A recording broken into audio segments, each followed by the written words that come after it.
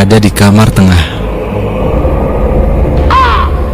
Di kamar itu ada kaca jendelanya yang tembus ke halaman di samping rumah.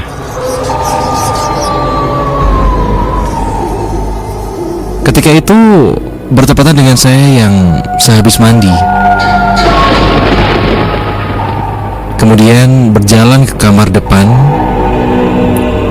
Dan ketika saya berada di kamar depan, tiba-tiba anak saya berteriak sambil menutup wajahnya.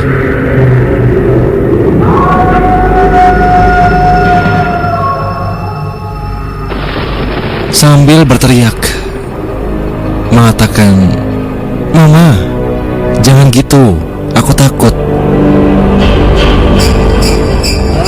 Dan setelah saya tanya, katanya ia melihat saya berada di luar kaca jendela sambil mengibas-ngibaskan rambut saya.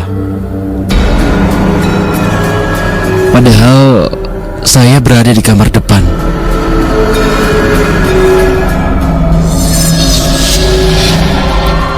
Dan sebagai informasi, rumah saya kebetulan nyambung dengan rumah samping. Dijebol dan dibuat semacam anak tangga kecil. Dan pada saat saya sedang sholat dengan suami saya, kebetulan kiblatnya searah dengan anak tangga tersebut. Dan pada saat kita sedang sholat, tiba-tiba bacaan surat pendek suami saya ada yang salah. Dan suaranya seperti bergetar.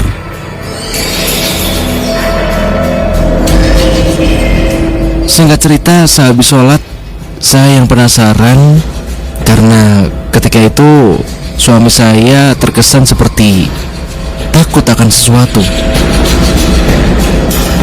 Dan suami saya mengatakan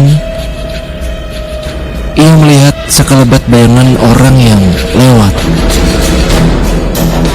tetapi dengan muka yang rata.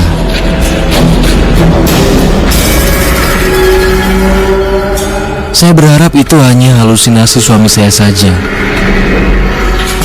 Dan yang terakhir, saya melihat anak saya yang pertama masuk ke kamarnya yang rumah sambung yang ada anak tangganya tadi. Tapi ternyata anak saya yang pertama, ia muncul dari rumah yang bawah atau rumah yang pertama. Lalu siapa yang barusan saya lihat tadi? Saya juga berharap itu hanyalah halusinasi.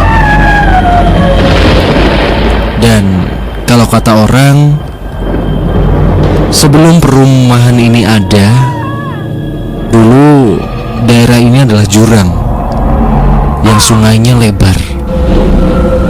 Dan katanya tempat ini adalah tempat buang-buang, atau tempat orang-orang membuang barang-barang dalam tanda kutip.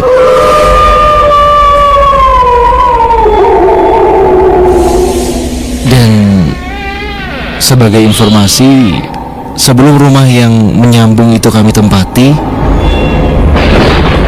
rumah itu pernah kosong hampir 3-4 tahun. Kemudian setelah ada reparasi dan sebelum kami tempati, sudah kami adakan pengajian kecil, kami berempat dan Bapak Kiai. Sekian cerita dari saya.